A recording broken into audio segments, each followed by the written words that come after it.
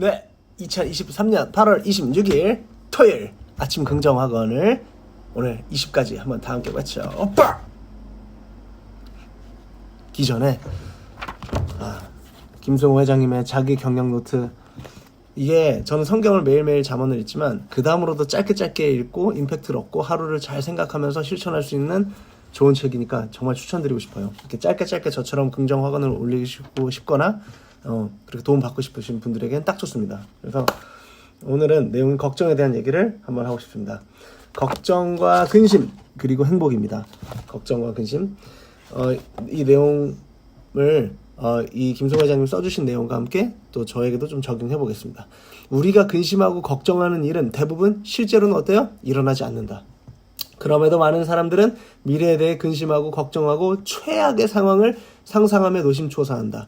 그러니까 이 부분이 좋게 쓰임 때는 있어요. 걱정이. 예를 들어 가수 B는 그랬어요. 자기가 생각할 수 있는 모든 최악의 상황을 생각해놓고 나면 그 다음부터 실패가 오히려 두렵지 않기 때문에 최악여도 어떨 거라는 기분을 느껴봤고 대처를 다 했다는 안도감이 있기 때문에 그러니까 대처까지 다 어떻게 할지 생각해놓은 거죠. 그래서 실패가 두렵지 않았대요.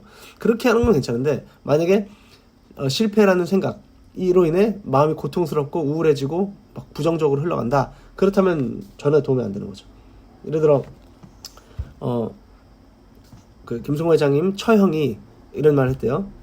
이제 김승호 회장님이 부부가 비행기 타고 가려고 했는데요.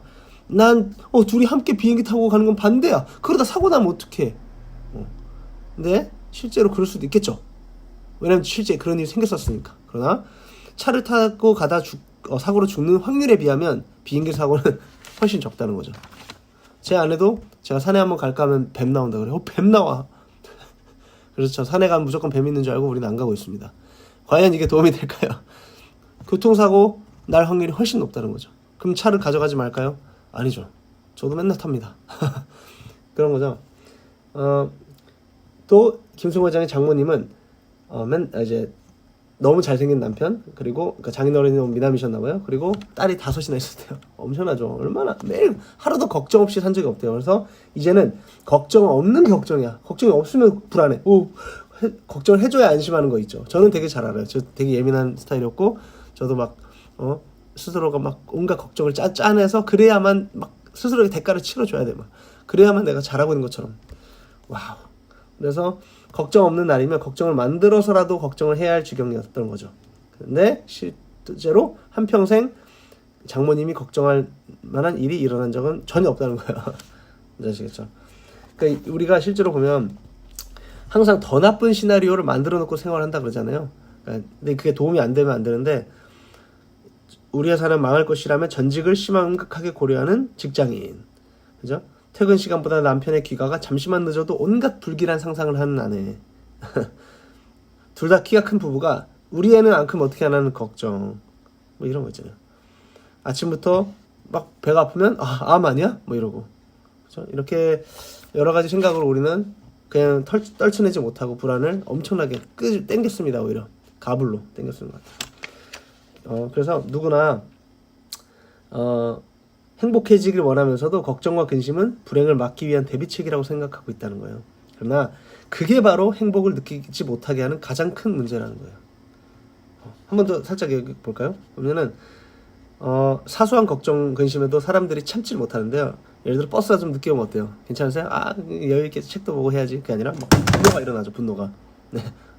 그리고 식당에 음식이 늦으면 어때요? 늦게 나오면 뒤에 나온 사람이 먼저 나온 거 아니야? 미치겠죠. 그러니까 우리는 뭐라도 사이드 메뉴라도 있어야 되는 거야 맨날. 또 음식이 자동 판매기가 동전이라 삼키면 막 때려 부시고 그러죠. 그런 거예요. 이 열정을 제대로 썼으면 나라를 바꿨을 거라는 거죠. 그래서 오늘도 이런 걱정하지 말고 삶에 진짜 도움되는 필요한 것만, 그러니까 실제로 벌어지지 않으니까요. 그런 걱정을 하는 삶이 됐으면 좋겠습니다. 이제 한번 긍정학원을 외쳐보겠습니다. 1. 나는 책 읽고 사람을 돕는 지혜롭고 거룩한 북한 부자가 됐다. 2. 나는 외벌이의 다자는 아니지만 어린이집 길이 딸의 어린이집 등록 하나님이 열어주셨다. 정직한 게 답이다. 3. 우리 아들 딸 어릴 적부터 하나님 인격적으로 만나서 자기 길을 멋지게 찾아갔다. 4. 내 회사는 모두가 행복하고 프로답게 일 잘하고 톡서 경영하는 넘버원 기업 됐다. 5. 나는 자상하고 젠틀하며 리더십과 권위를 가진 남편 아빠가 됐다. 6. 난 올해 1,000만원 11조 내년에는 3,000만원 해냈다. 7. 난 매달 100만원씩 성교원 했다. 내년에는 500만원씩 했다. 8. 헬리나 웬처럼 강의 글쓰기 모두 잘하는 강사 작가가 됐다.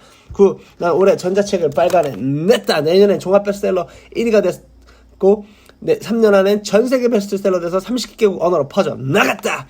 10. 전세계 테드랑 토크쇼 등 영어로 강의를 다녔다. 11. 실력과 영성 모두 갖춘 겸손한 찬양 인도자 되어 전세계로 영어로 찬양 인도 다녔다. 12. 영어랑 7개국어를 마스터해서 소통 전문가로 쓰임 받았다.